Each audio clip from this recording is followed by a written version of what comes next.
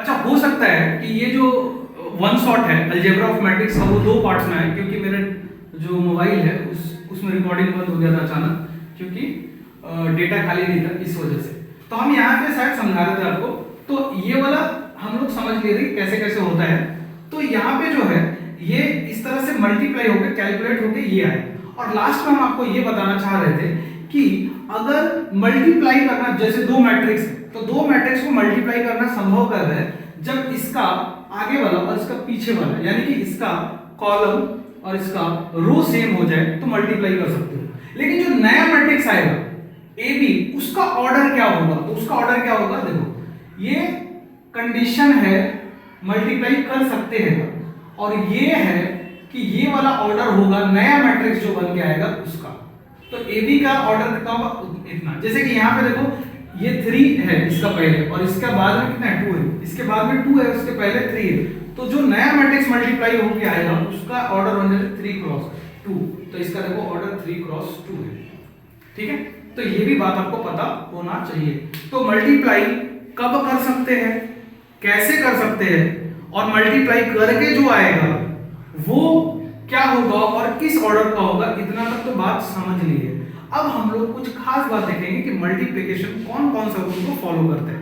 ठीक है, चलिए तो इसको नोट कीजिए। अब मल्टीप्लिकेशन, मैट्रिसेस का जो मल्टीप्लिकेशन है वो आम मल्टीप्लिकेशन जैसे कि दो नंबर को मल्टीप्लाई करते हैं उससे थोड़ा अलग है। ठीक है, जैसे कि इसमें आप नोट में पहली बात समझो कि A B not equal to B A in general. By chance बराबर भी हो सकता है, बट इन जनरल ऐसा नहीं बोल सकते कि ए बी और बी ए बराबर होते हैं। दूसरी बात, if A B exist, if A B exist, मान लो कि ए बी एग्जिस्ट करता है तो it may be possible, it may be, अच्छा ऐसे लिख लो, if A B exist then, if AB exists then BA is independent of existence of AB, existence of AB। क्या मतलब है इसका?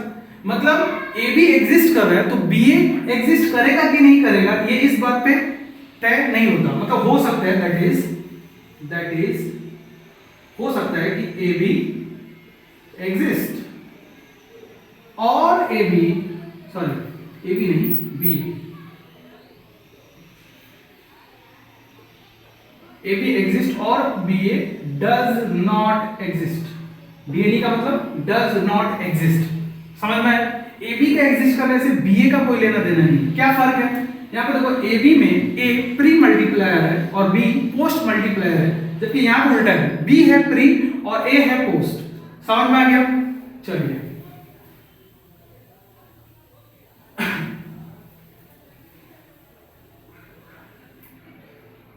ठीक है। अब एक बात, अच्छा इसको नोट कीजिए। अच्छा यहां से तुम ये भी बोल सकते हो कि not commutative, not commutative. Normal numbers का मल्टीप्लिकेशन कॉम्यूटेटिव होता है, लेकिन यहां पे नहीं होता। ठीक है, लेकिन ये एसोसिएटिव होगा, एसोसिएटिव होगा। एसोसिएटिव का क्या मतलब है? एसोसिएटिव का मतलब है अगर 3 मैट्रिक्स लिए हो, 3 मैट्रिक्स लिए हो, ठीक है, 3 मैट्रिक्स लिए हो तो फर्क नहीं पड़ता पहले कौन दो को मल्टीप्लाई करते हो, लेकिन ऑर्डर चेंज मत करना। ऑर्डर चेंज करने का मतलब क्या है? जो प्री है वो प्री रहेगा, जो पोस्ट है वो पोस्ट रहेगा। ठीक है, तो एसोसिएटिव को फॉलो करेगा। ठीक है, डिस्ट्रीब्यूटिव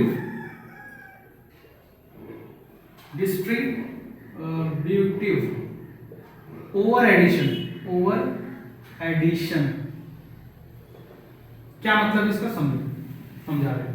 जैसे कि मान लो ए है और इसको मल्टीप्लाई करना है बी प्लस सी से, ध्यान से समझना बात को। तो इसको लिख सकते हो ए बी और ए सी, ए बी और ए सी लिखना है, सी ए मत लिख देना, ये प्री है ना, तो इन दोनों में भी प्री ही होगा, ठीक है। अगर मान लो एक और ले लो, जैसे कि a प्लस बी और c पोस्ट होता, तो अब इसको मल्टीप्लाई करोगे ना, c अभी पोस्ट है तो लेफ्ट साइड में पोस्ट है, तो राइट साइड में भी पोस्ट ही होगा, प्री नहीं हो सकता, पहले नहीं आ सकता, बाद में ही होगा। तो ये है डिस्ट्रीब्यूटिव ओवर एडिशन, इस लॉ को ये फॉलो करता है, ठीक है। पांचवी बात, अगर कोई आइडेंटिटीज मैट्रिक्स है और इसको किसी मैट्रिक्स से मल्टीप्लाई कर रहे हो, मल्टीप्लाई कब करो जब संभव होगा, तो ये पॉसिबिलिटी मान के चले कि ये दोनों को मल्टीप्लाई करना संभव है, मतलब इसका कॉलम और इसका रो बराबर होना चाहिए, ठीक है। तो अगर ऐसा है और मान लो कि ये भी एग्जिस्ट करता है, ये भी एग्जिस्ट करता है, तो ये दोनों ही a के बराबर हो जाएगा। बोलो क्लियर है? इसको अलग अलग लिखना चाहिए था, ठीक है, बट एक ही में लिख दिए, समझ में आया? अब अगर मान लो संभव है मल्टीप्लाई करना, किसी नल मैट्रिक्स से किसी मैट्रिक्स को मल्टीप्लाई करो, अब वो प्री करो या पोस्ट करो, तो जो आंसर आने वाला वो नल मैट्रिक्स आएगा। तो ये मल्टीप्लिकेशन का खास बातें हैं जो आपको पता होना चाहिए, ठीक है। तो इस तरह से मल्टीप्लिकेशन ऑफ मैट्रिसेस जो है वो खत्म होता है, ठीक है, नोट कीजिए इसको।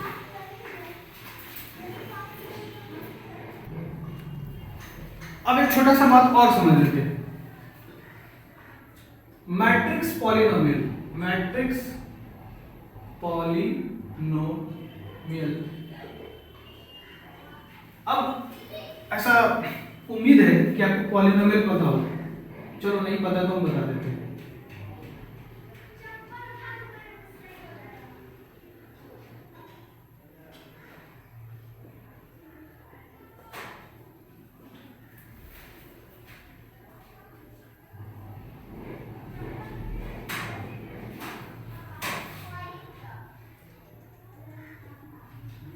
ये है पॉलिनोमियल, और इस पॉलिनोमियल में ये जो n है वो होना चाहिए आपका नेचुरल नंबर या होल नंबर। दूसरी बात n जो है वो मैंने होल नंबर लिख दिया, तो पॉजिटिव लिखने की जरूरत नहीं है, होल नंबर होना चाहिए, और इसका डिग्री होता है n, क्योंकि n डिग्री का पॉलिनोमियल है, ये अलजेब्राइक पॉलिनोमियल है, तो इसी को एक्सटेंड करके मैट्रिक्स पॉलिनोमियल बना सकते हैं, ठीक है। जैसे कि मैट्रिक्स पॉलिनोमियल को मान लो वो पॉलिनोमियल a है, लेकिन ये a जो है वो स्क्वायर मैट्रिक्स होना जरूरी है। ये कैसा मैट्रिक्स होगा? Square matrix, square matrix. तो पॉलिनोमियल मैट्रिक्स ऐसे ही दिखते हैं, बट फर्क क्या आ जाएगा? फर्क ये आ जाएगा कि अब ये मैट्रिक्स हो जाएगा a और उस पर पावर n, a पे पावर n माइनस 1, और ऐसे करते करते करते करते a1 a और a0 जहां पे लिखा हुआ है वहां पे I लिख देना। I क्या है? Identity matrix, unit matrix. तो ये जो फॉर्म दिख रहा है, ये जो पॉलिनोमियल दिख रहा है, ये इसी को क्या बोलते हैं? Matrix polynomial. बस मैट्रिक्स पॉलिनोमियल है। कुछ बात ध्यान में रख सकते हो, जैसे कि a का पावर 1 प्लस n है, तो इसको ऐसे लिख सकते हो a इंटू ए का पावर n। जैसे हम लोग बचपन में लॉस ऑफ इंडिसेस का रूल लगाते हैं ना, वो रूल यहाँ पे लगा सकते हो। m है, n है, तो इसको लिख सकते हो a का पावर m प्लस n, जहां पे a एक स्क्वायर मैट्रिक्स है, ठीक है, m और इस पे n है, तो इसको ऐसे लिख सकते हैं। ये सब काम तुम कर सकते हो। तो ये था मैट्रिक्स पॉलिनोमियल, ठीक है। चलिए नोट कीजिए इसको।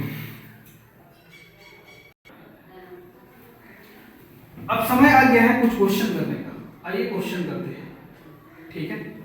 अब सीधा सीधा मल्टीप्लाई वाला क्वेश्चन नहीं करो, वो तो एग्जांपल में ही हम आपको समझा दें। दो मैट्रिक्स दिए, कैसे मल्टीप्लाई करना है, और मल्टीप्लाई कर सकते हैं कि नहीं।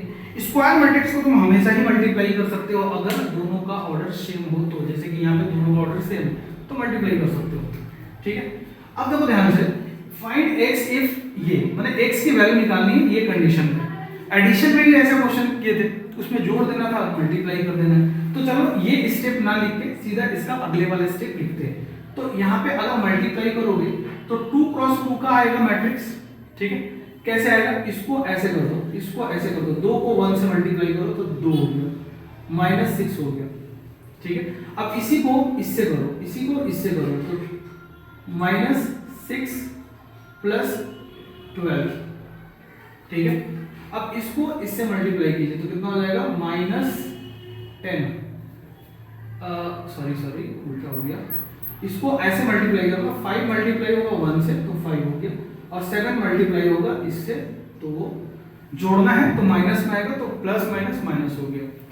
अब इसको इससे मल्टीप्लाई करो तो -15 और +28 ये हो गया, और ये किसके बराबर है, -4 6 -9x, ठीक है।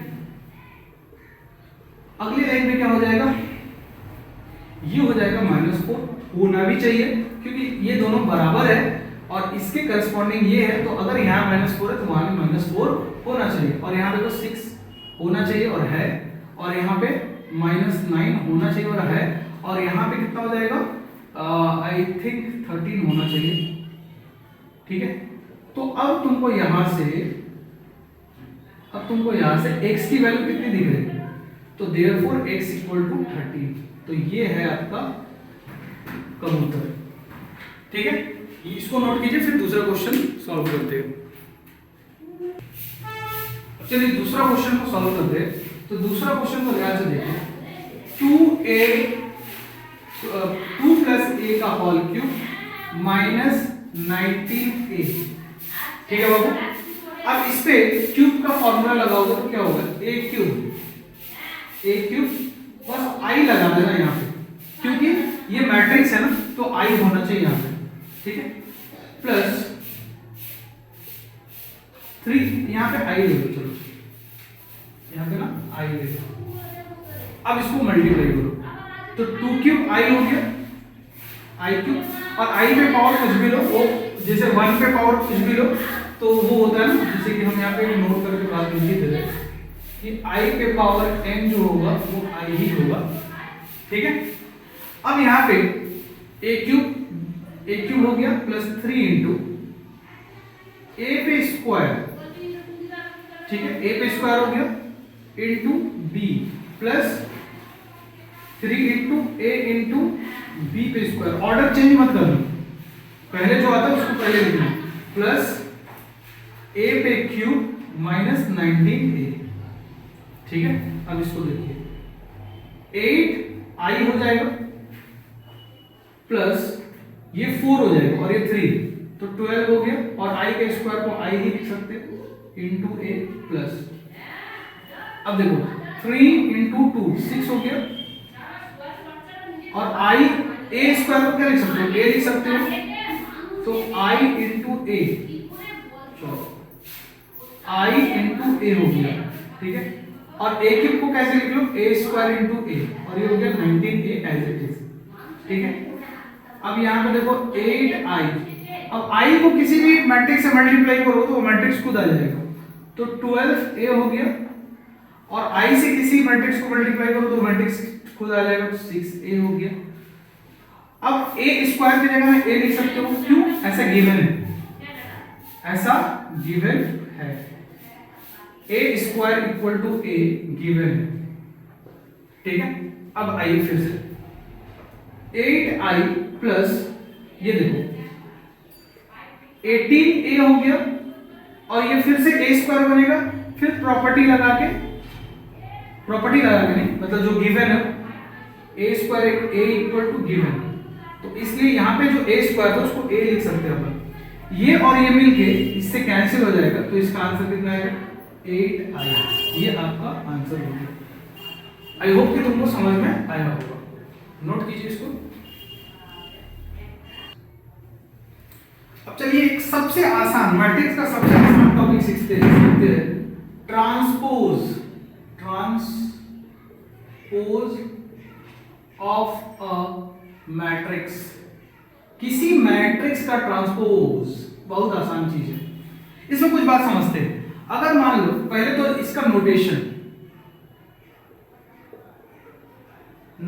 क्या है, मान लो ए मैट्रिक्स के बारे में बातचीत चल रही है, ए का ट्रांसपोज निकालना है, तो उसके ट्रांसपोज को तुम 80 से डिनोट कर सकते हो, ए डैश से डिनोट कर सकते हो, ये इसका नोटेशन हो गया।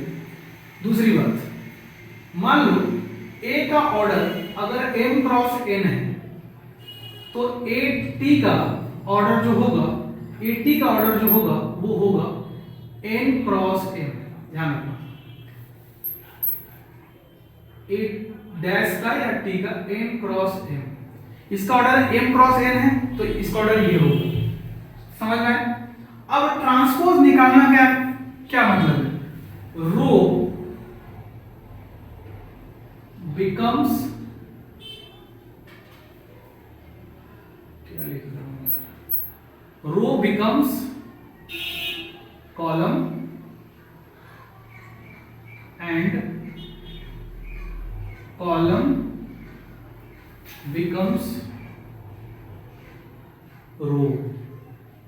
कुछ समझ में नहीं है, एग्जांपल देखो समझ में आ जाएगा। एग्जांपल है जैसे कि मान लो ए है, A1 A2 A3, B1 B2 B3, C1 C2 C3, तो AT क्या हो जाएगा, AT क्या हो जाएगा, AT हो जाएगा इसका फर्स्ट रो जो है, फर्स्ट कॉलम होना, दूसरा रो दूसरा कॉलम, तीसरा रो तीसरा कॉलम, खत्म। बस इतना ही है। ट्रांसपोज ऑफ मैट्रिक्स कैसे निकालते हैं, बस रो को कॉलम, कॉलम को रो बनाओ। तो अच्छा, अब कॉलम रो कैसे बना, देखो ये पहला कॉलम है ना, देखो पहला रो बन गया, दूसरा कॉलम दूसरा रो, तीसरा कॉलम तीसरा रो बन गया, तो रो कॉलम बन जाता है और कॉलम रो बन जाता है। ये है ट्रांसपोज ऑफ मैट्रिक्स। अब कुछ इसमें खास बात जानते हैं, नोट, जैसे कि मान लो कोई मैट्रिक्स है, पहली बात कोई मैट्रिक्स है और उस मैट्रिक्स का तुम ट्रांसपोज निकाल दिए और फिर से उसका ट्रांसपोज निकाल दो तो वो मैट्रिक्स खुद ही आ जाएगा। कॉमन सेंस की बात है। दूसरी बात, अगर मान लो कोई दो मैट्रिक्स को जोड़ो और जोड़ के फिर ट्रांसपोज निकालो, ये सेम बात है। अगर तुम पहले ट्रांसपोज निकाल देते दोनों का और फिर जोड़ देते तो भी वही बात आ जाती, तो भी सेम ही बात आता। तीसरा नंबर चीज ये है कि मान लो किसी स्केलर से, के क्या है, स्केलर है, कोई कांस्टेंट नंबर और इस पूरे का ट्रांसपोज निकालो, या फिर तुम ऐसा समझो कि के को बाहर निकाल सकते हैं, या फिर ऐसे समझो कि पहले किसी स्केलर से किसी मैट्रिक्स को मल्टीप्लाई किए फिर ट्रांसपोज निकाले, या उसको ट्रांसपोज निकाल के उस मैट्रिक्स को फिर के से मल्टीप्लाई किए, बराबर है बात के क्या है, स्केलर। के क्या है, स्केलर।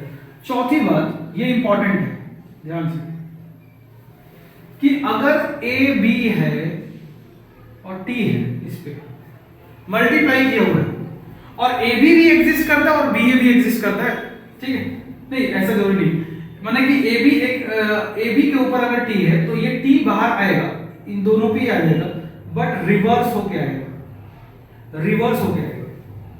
अब इसको तुम एक्सटेंड भी कर सकते हो, मान लो बहुत सारा नंबर हो गया, A B C D E, इस तरह से और भी हो सकते हैं, तो सबको पलट दो, ई के ऊपर टी, डी के ऊपर टी, सी के ऊपर टी, बी के ऊपर टी, ए के ऊपर टी। अगर ए बी संभव है तो ए बी को हमेशा मल्टीप्लाई नहीं कर सकते हम, अगर पॉसिबल है तो ये हो जाएगा। तो ये छोटा सा टॉपिक था transpose of a matrix, note कीजिए इसको।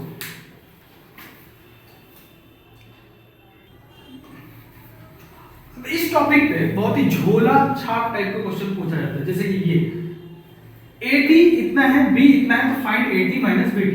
तो चलिए AT माइनस BT को कैलकुलेट किया जाए, ठीक है। तो AT तो दे ही रखा है, 3 4 -1 2 0 1, ठीक है, और सब्ट्रैक्ट करना है किसको, BT को। तो देखो ये B है, तो अगर BT निकालोगे तो ये जो रो है वो कॉलम बन जाएगा, -1 2 -1 2 1, और दूसरे वाला दूसरा कॉलम बन जाएगा 1 2 3। अब इसको सब्ट्रैक्ट करना है तो क्या करते हैं, करस्पॉन्डिंग एलिमेंट को सब्ट्रैक्ट। तो 3 में से -1 सब्ट्रैक्ट करोगे तो 4 आ जाएगा, 4 में से 1 को करोगे तो 3 आ जाएगा, -1 में से -2 को किए, मैंने 2 को किए तो -3 आ जाएगा, 2 में से 2 को किए तो 0 आ जाएगा, 0 में 1 किए -1 आ जाएगा, -2 आ जाएगा। तो ये आपका आंसर है, ठीक है।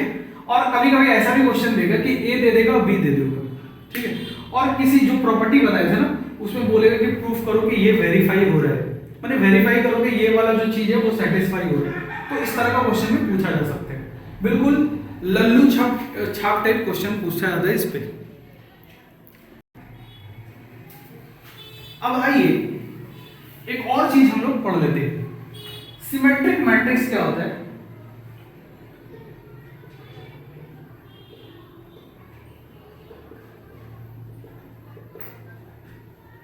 ठीक, और साथ ही साथ स्क्यू सिमेट्रिक, चलो सिमेट्रिक मैट्रिक्स को पहले समझ लेते हैं। सिमेट्रिक मैट्रिक्स किसको होता है, ये भी टाइप्स ऑफ मैट्रिक्स है। जब हम टाइप्स ऑफ मैट्रिक्स आपको बताए थे, रो मैट्रिक्स, कॉलम मैट्रिक्स, वहां बताए थे। कुछ और टाइप है जो बाद में बताएंगे, और कुछ और टाइप है फिर बोल रहे हो जो और आगे बताएंगे। तो सिमेट्रिक मैट्रिक्स किसको बोलते हैं, समझो ध्यान से। Aij इक्वल टू Aj होना चाहिए फॉर ऑल i j के लिए। कुछ भी समझ में नहीं है, ठीक है, चलो कोई बात नहीं। पहले तो एक लिख देते हैं, A11, A12, A13, A21, A22, A23, A31, A32, A33। अब समझ में आ जाएगा, अब समझ में आ जाएगा इसका क्या मतलब। सिमेट्रिक मैट्रिक्स जो है वो इसको फॉलो करता है, और पहला वाला आई और दूसरा वाला जे होता है। तो तुम जरा ध्यान से देखोगे तो तुमको समझ में आएगा, ये 1 1 है तो ये इंटरचेंज करने पे कहां मिलेगा। तो ये जो डायगोनल एलिमेंट्स है ना, इसको तुम भूल जाओ और इसको एक मिरर जैसा कंसीडर करो। अब इन दोनों एलिमेंट्स को जरा ध्यान से देखो, और इन दोनों एलिमेंट्स को जरा ध्यान से देखो। ये देखो इंटरचेंज करने पे मिल रहा है 1 2 और ये 2 1 हो गया, ये 1 3 और ये 3 1 हो गया, 2 3 है 3 2 हो गया। तो ये आपस में बराबर होना चाहिए। डायगोनल एलिमेंट्स कुछ भी हो, एग्जांपल देख लेते हैं। जैसे कि एग्जांपल में कुछ भी डायगोनल एलिमेंट्स लिख लो। एक खास बात और ये कि स्क्वायर मैट्रिक्स ही होना चाहिए, ये भी एक स्क्वायर मैट्रिक्स ही है, ये ध्यान रखना।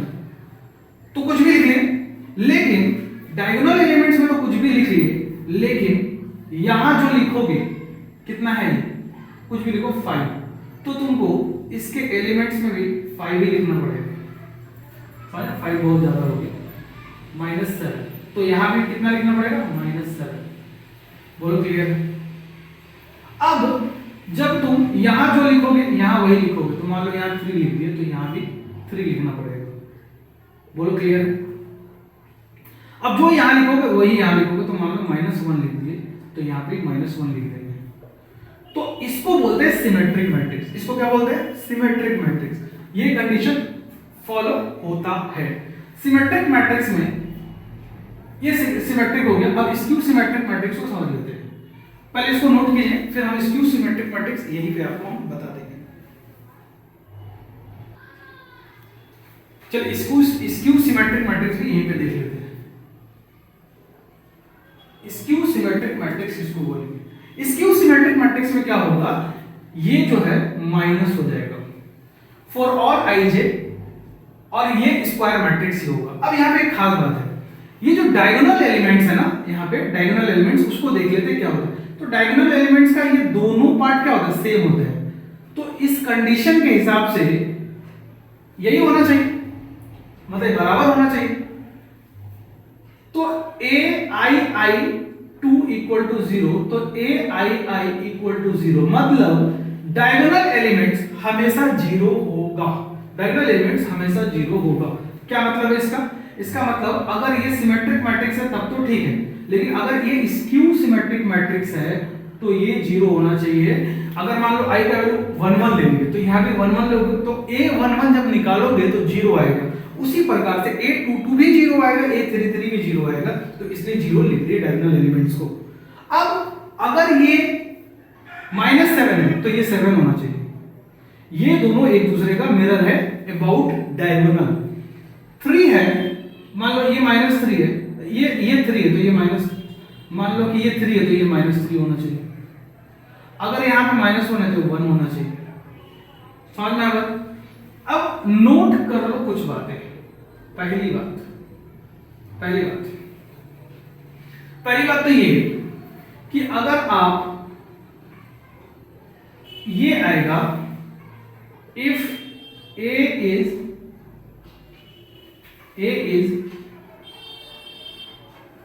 symmetric matrix, AT A के बराबर है, मतलब कि इसका ट्रांसपोज, इसका नहीं, सिमेट्रिक मैट्रिक्स का ट्रांसपोज लोगे तो खुद आ जाएगा। दूसरी बात, AT equal to minus A if A is skew symmetric matrix. और तीसरी बात, अगर कोई ऐसे लिखा हुआ है A1 A2 A3, ठीक है, तो ये डायगोनल मैट्रिक्स को लिखने का तरीका है। मतलब A1 0 0 0 A2 0 0 0 A3, diagonal matrix को ऐसे भी लिखा जाता है। डायगोनल मैट्रिक्स इसको बोलते हैं जिसका डायगोनल एलिमेंट्स कुछ ना कुछ हो लेकिन बाकी सब जीरो हो। ये भी जीरो हो सकता है, मतलब कि डायगोनल एलिमेंट्स को छोड़ के सब जीरो, ठीक है। इसमें से भी कोई नंबर जीरो हो सकता है, मतलब कि अगर एक स्क्वायर मैट्रिक्स होना जरूरी इसके लिए। अगर कोई नल मैट्रिक्स स्क्वायर मैट्रिक्स है तो उसको भी तुम डायगोनल मैट्रिक्स बोल सकते हो। तो ये रहा तुम्हारा थ्योरी, इसको नोट कीजिए। एक और चीज जान लो, तीसरा नोट, वो क्या है कि मान लो A ना तो सिमेट्रिक है, ना तो मतलब ना स्क्यू सिमेट्रिक है ना सिमेट्रिक है, तो A एक कोई भी मैट्रिक्स है, ठीक है। तो ये स्क्यू सिमेट्रिक नहीं है ना ही सिमेट्रिक है, लेकिन इसको A को एक्सप्रेस कर सकते हैं in the form of symmetric and skew symmetric matrix. कैसे? हाफ A प्लस AT, ठीक है। ये एक सिमेट्रिक मैट्रिक्स होता है। मतलब इसको बताने से पहले हम तुमको ये बता दें कि A प्लस T कोई भी एक मैट्रिक्स लो और उसका ट्रांसपोज लेके उसको ऐड करो, तो ये जो होगा ना एक सिमेट्रिक मैट्रिक्स होगा, सिमेट्रिक मैट्रिक्स, ठीक है। और A माइनस ये जो होगा एक स्क्यू सिमेट्रिक मैट्रिक्स होगा। तो हम आपको ये बताना चाहते हैं कि अगर कोई एक मैट्रिक्स ना तो सिमेट्रिक है ना तो स्क्यू सिमेट्रिक है, लेकिन इसको सिमेट्रिक और स्क्यू सिमेट्रिक के फॉर्म में लिख सकते हैं। कैसे?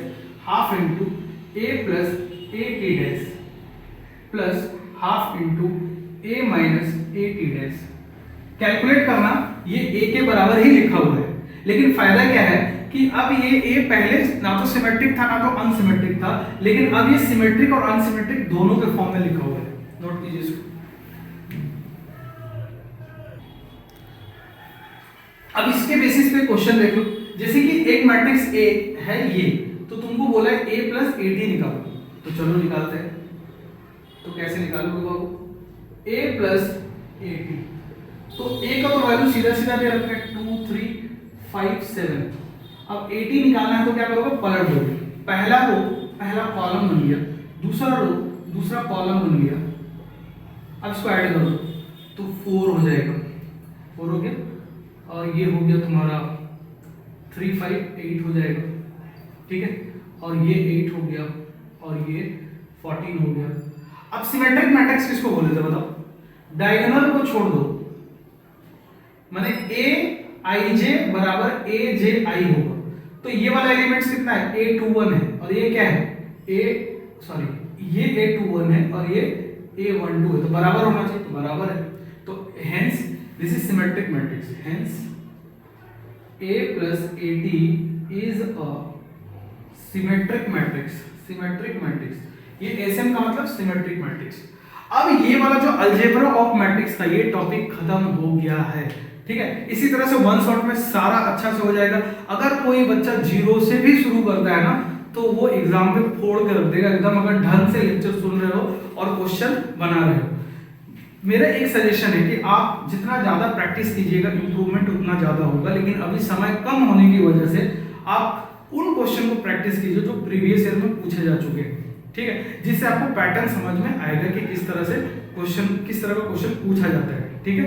और बहुत डिटेल में इस चीज़ को हम आपको पढ़ा दें, किसी भी चीज़ को छोड़े नहीं। अगर तुम ये लेक्चर देख रहे हो तो कहीं और जाने की तुमको ज़रूरत नहीं है, it is more than sufficient. लेकिन अभी मैट्रिक्स और डिटरमिनेंट्स पूरा खत्म नहीं हुआ है, ये अलजेब्रा ऑफ मैट्रिक्स हम आर.डी. शर्मा बुक को फॉलो करते हुए टॉपिक को पढ़ा रहे हैं। उसमें एक chapter he algebra of matrix, तो उस टॉपिक को हम वन शॉट में खत्म कर दिए। 2 पार्ट में ये वीडियो आ सकता है क्योंकि बीच में रिकॉर्डिंग में प्रॉब्लम हो चुका था। चलिए ठीक है, पढ़ते रहिए और डरना मना है, डरिए मत, पढ़िए और मैथ से डरिए मत, लड़िए। ठीक है, थैंक यू।